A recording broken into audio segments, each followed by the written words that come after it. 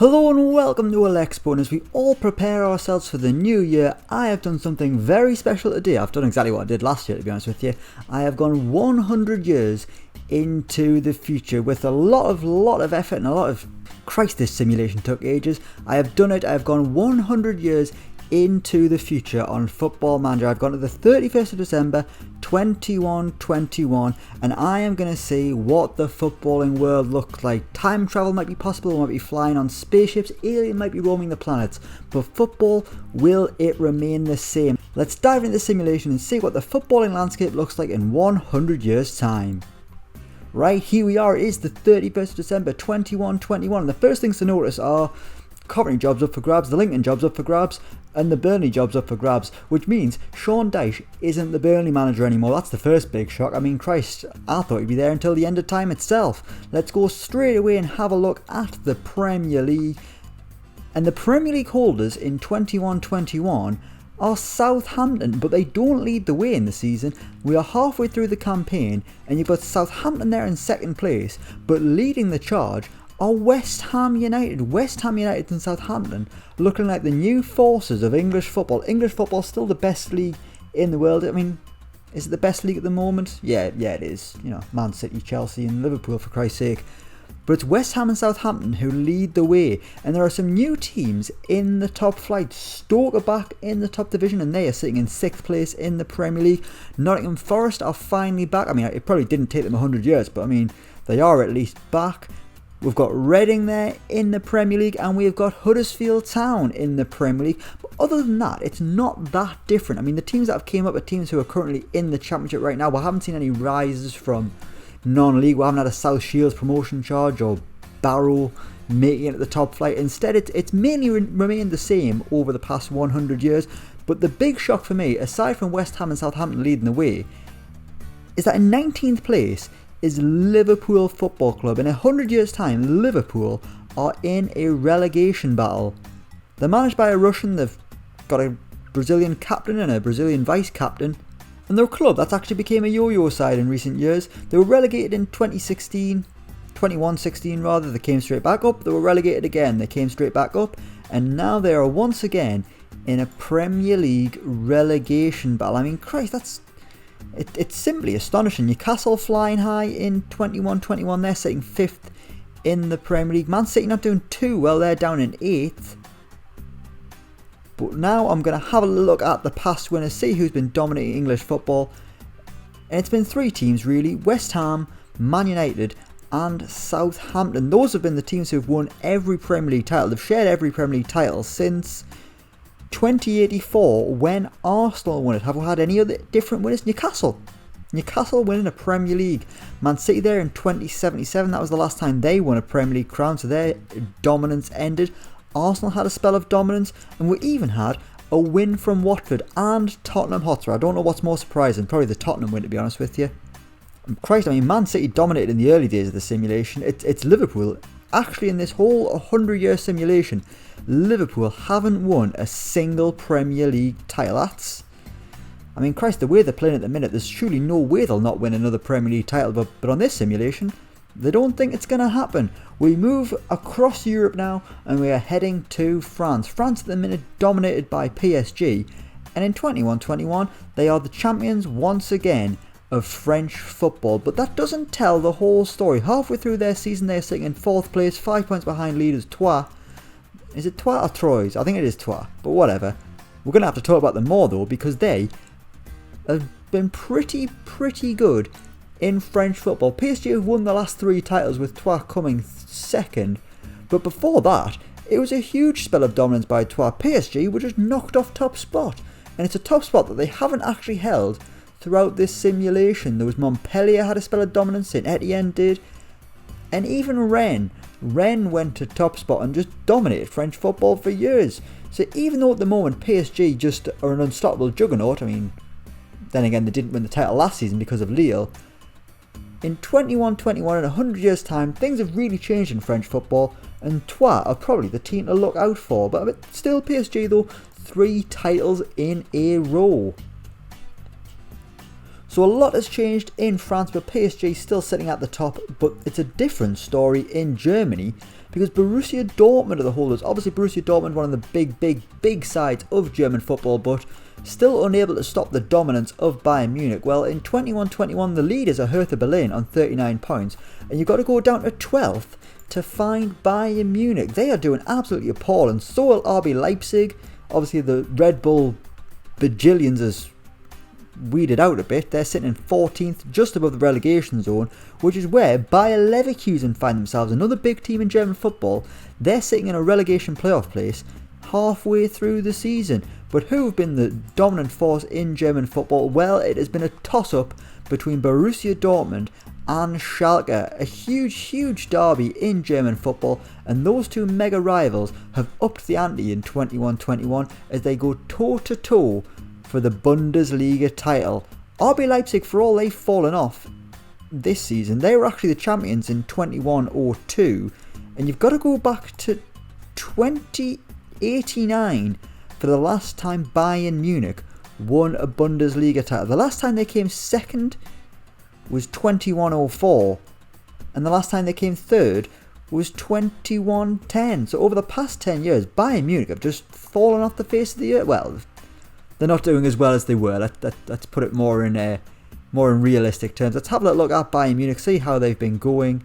You can see there they came second in 21-04. Christ, they finished as low as 11th in 21-06. They've been really poor. And since their 4th place finish in 21-12, famous Rush album for all you older music fans, they just haven't been very good. Bayern Munich's dominance in German football is completely over, and not a moment too soon for me.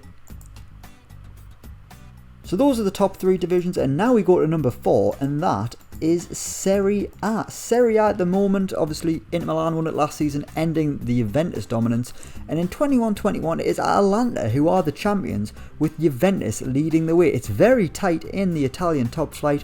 The top 5 separated by just 6 points, and you've got Udinese and Juventus who are unbeaten as we approach the halfway stage of the season. The standards are high in Italian football, even though it is the 4th best league in the world. And it's actually mainly been Atalanta who've been winning the most titles. They're the only team that's really had a sustained spell of dominance. I mean, Jesus Christ, they've won a lot of titles. Udinese even won a few. We had Lazio getting their hands on the title. But Juventus, all they've dominated over the past 10 years, they've never really had a spell of dominance over the past 100 years in this experiment. So this is going to sound absolutely rubbish, and it's probably not true, but they're still feeling the repercussions of the Cristiano Ronaldo debacle. They're still coming second most seasons, it probably didn't matter that much. Next we go to the 5th best league, and that is the Spanish top flight, and that is held by Barcelona. They lead the way at the halfway stage with Real Sociedad in 2nd and Real Madrid in 3rd, and the Spanish title, or the Spanish La Liga rather, is a division where only the top 3 get into the Champions League, so their European coefficient has dramatically dropped. Easy for me to say.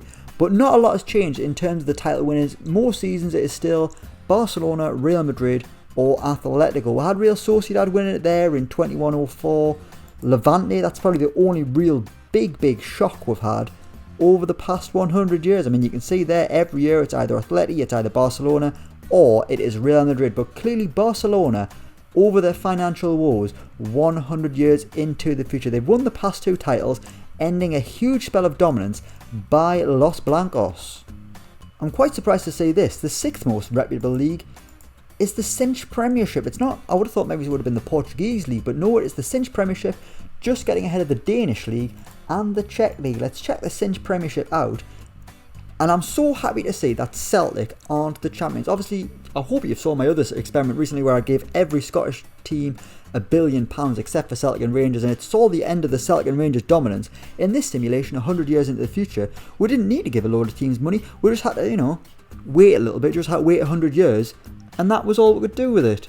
And that was all it took. Livingston are the holders in 21-21, and they are leading the race for the Scottish title. They're just ahead of Hibernian there in 2nd, Celtic down in 6th place with 29 points, and Rangers aren't even a top flight club. And even in the Scottish Premiership, we've got Christian Christian is the second top scorer. Edge's best mate, the kill switch aficionado, is the second top scorer in Scottish football. It's not actually Christian, is it?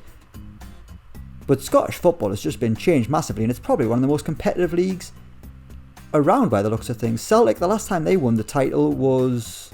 Christ, we've got to go back a long way. The last time they won the title was 2067. Since then, Livingston have won it, Hamilton had a spell of dominance, Aberdeen won it, Partick Thistle, Kilmarnock, Livingston again, Hibs. It's been a fantastic league. Things are all changing in the Scottish Premiership. I'm really happy to see that.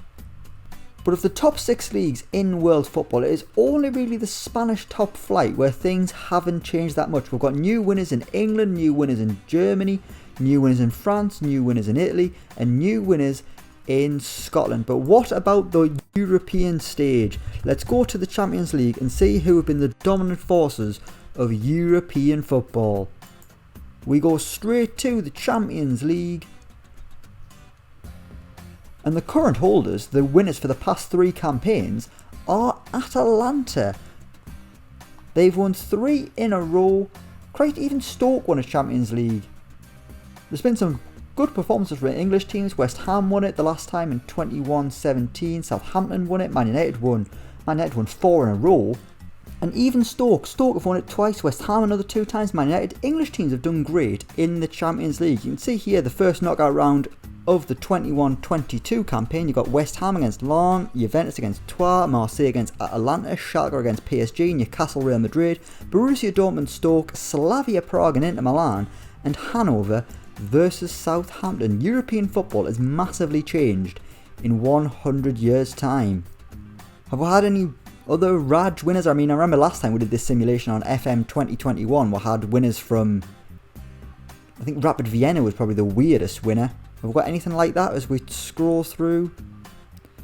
Not really. It's been all from the usual countries. We've had different winners, the likes of Montpellier and Rennes and RB Leipzig, but they've all been mainly from the countries you would expect to win it. That's a little bit disappointing, but it is what it is. It looks like Spain haven't really been able to get their hands on the trophy. The last time we had a winner from Spain in the Champions League was Barcelona there in 2084, a country that's really dominated in Europe in the past 10 or so years, but that hasn't happened 100 years into the future. Now it is Atalanta, but it was nearly Slavia Prague. Last season it was Atalanta who basically had a home final, beating Slavia Prague in the 21-21 Champions League final. What about the Europa League? Well, the current holders of that is Atletico. Have we had any Raj winners of that? Well, there was a strange final in 21-18, Newcastle versus Stoke at the Kilmarnock Stadium. What a place for it to happen. 43,000 fans inside the Kilmarnock Stadium. Newcastle versus Stoke City. That is a strange European final if ever I saw one. Man City winning it, obviously not having much luck in the Champions League because they can't get in it. But Livingston, they've been winning the Europa League. They beat Juventus. Las Palmas that was a good final there. 21-05. Atletico versus Las Palmas. Brentford won it, Southampton won it, Leeds won it. English teams have been very good in the Europa League there. There was a 5-year spell of Europa League dominance from the English clubs, but all different winners. Is it worth looking at the Europa Conference League? I mean, Christ, who cares about the Europa Conference League?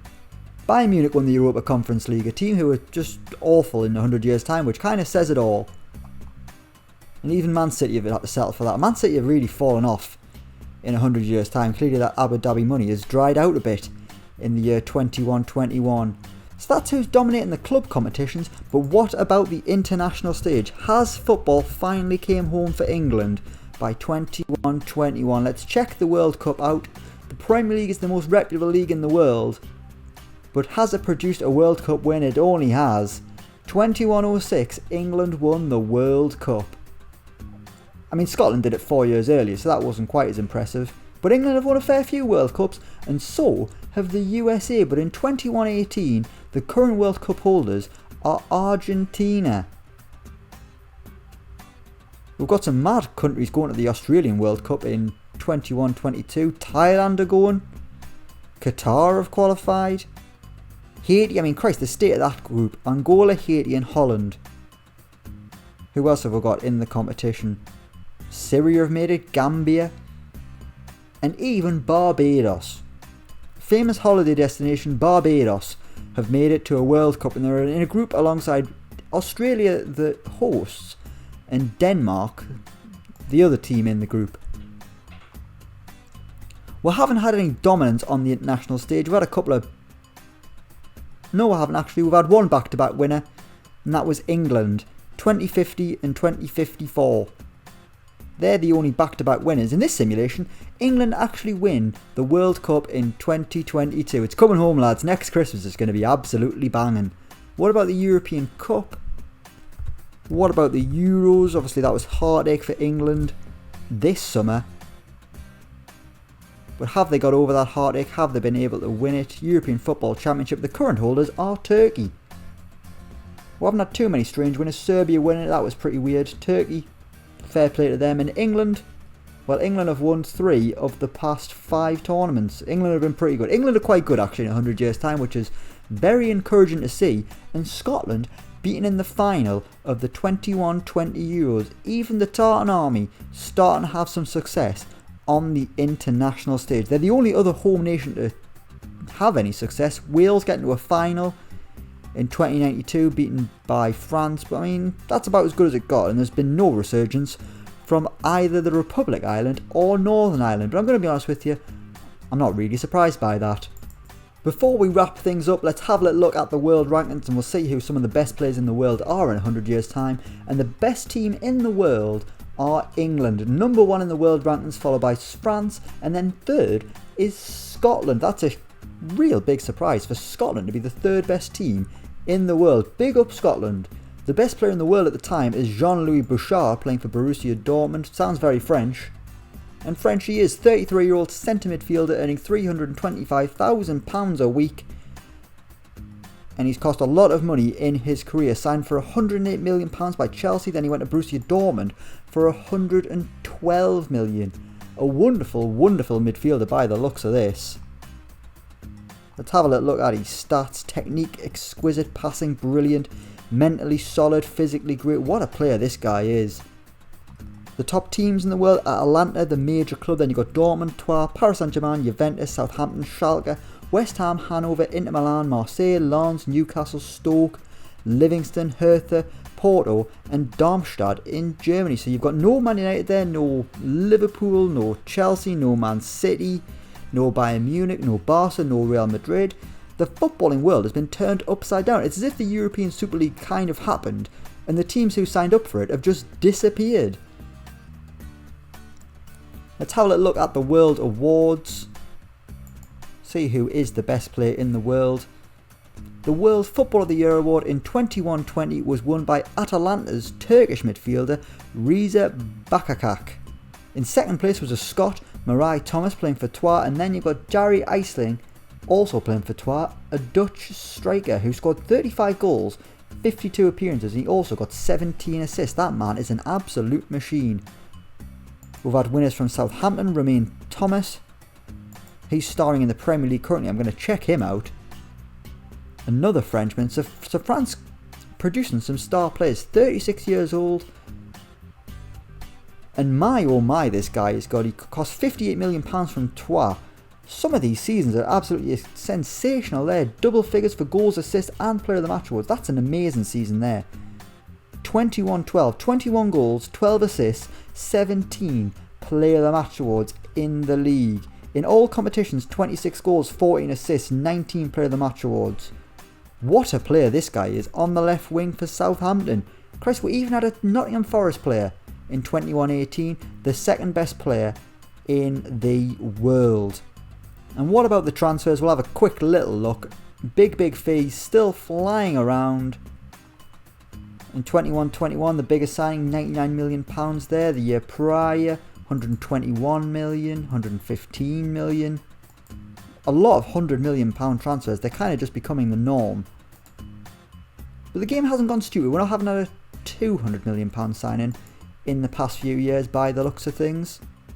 But the market hasn't crashed in football. Huge money is still being spent across the globe on some of the best players on the planet. I mean, there, 2107, 3 summer transfers worth more than £100 million. This one might be the biggest one so far. James Aduro from Udinese to Borussia Dortmund, £172 million. A Ghanaian attacking midfielder who has retired at 37 years old. Good luck to him. Hope he's enjoying his retirement in this fake world we call Football Manager. But the footballing world is a strange place in 21-21. No longer are the dominant forces Man City, Liverpool, Bayern Munich, Real Madrid. Instead, it is the likes of Troyes, it is West Ham, it is Southampton, it is Atalanta. And football has been turned on its head 100 years into the future. But that is where we are going to leave things. A happy new year from all of us here at Elecspo. When I say all of us, I mean just me, because it is just me. Happy new year, all the best to the family. We will leave it there. Thank you so much for watching. Let me know what you think down in the comments below. As always, don't forget to like, share and subscribe to Elecspo. And until next time, we will see you around.